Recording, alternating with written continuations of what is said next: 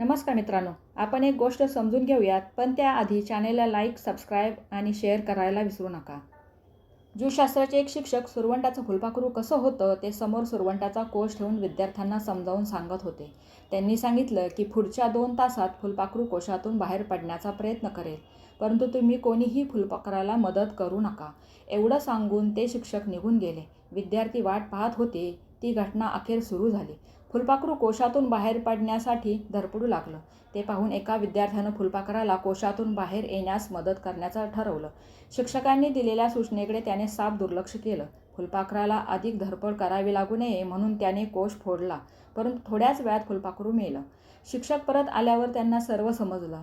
मग तेव्हा त्यांनी असं का घडलं ते सांगितलं. खरं म्हणजे त्या मुलानं फुलपाखराला कोशातून बाहेर येण्यास मदत केली, म्हणूनच त्या फुलपाखराचा जीव गेला.